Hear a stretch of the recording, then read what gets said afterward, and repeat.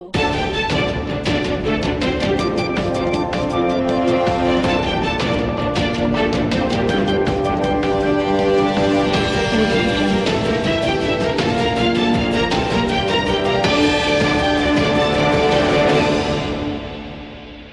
વિસનગર શહેરમાં સૌપ્રથમ વખત એક્યુપ્રેશર થેરાપી સેન્ટરનો શુભારંભ થઈ ગયો છે.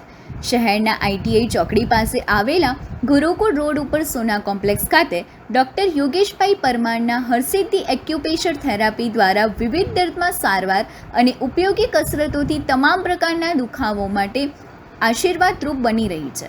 હરસિદ્ધિ એક્યુપ્રેશર થેરાપી સેન્ટર ખાતે અત્યંત આધુનિક ટેકનોલોજી સાથેના મશીન દ્વારા યોગ્ય સારવાર કરવામાં આવે છે, જેમાં કમર તથા ગરદનના દુખાવા, ફેફસામાં નળીના બ્લોકેજ જેવી અનેક સારવાર કરવામાં આવે છે.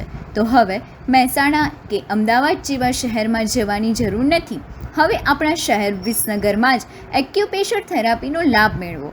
હરસિદ્ધિ એક્યુપ્રેશર થેરાપી સેન્ટર, સોના કોમ્પ્લેક્સ, ગુરુકુલ રોડ, આઈટીઆઈ ચોકડી, વિસનગર. મહેસાણા જિલ્લામાં છેલ્લા અઠવાડિયાથી વરસાદે વિરામ લીધો છે, પરંતુ વિસનગર શહેરમાં આવેલા માયાબજાર વિસ્તારમાં જાણે ધોધમાર વરસાદ તૂટી પડ્યો હોય અને પાણી વહેતા હોય તેમ ગટરોના ગંદા પાણી વહી રહ્યા છે. વારંવાર સમાચારપત્રો અને સોશિયલ મીડિયાના માધ્યમથી આ બાબતે નગરપાલિકા તંત્રનું ધ્યાન દોરવા છતાં પણ ખાડે ગયેલા વહીવટને કારણે વેપારીઓ અને શહેરીજનો ત્રાહિમામ પુકારી ઉઠ્યા છે. લોકોમાં એવી ચર્ચા થઈ રહી છે, આના કરતાં તો ગોવિંદભાઈ પટેલ અને વર્ષાબેન પટેલના પ્રમુખકાળમાં સારો વહીવટ ચાલી રહ્યો હતો.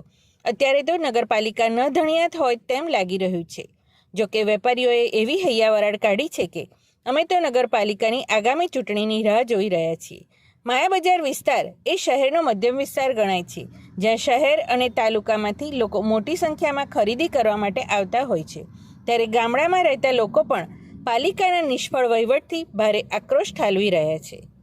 સમાચાર અને જાહેરાત માટે સંપર્ક કરો પ્રકાશ સોની 94 294 35 034, અલ્પેશ બારોટ 93 774 26 544.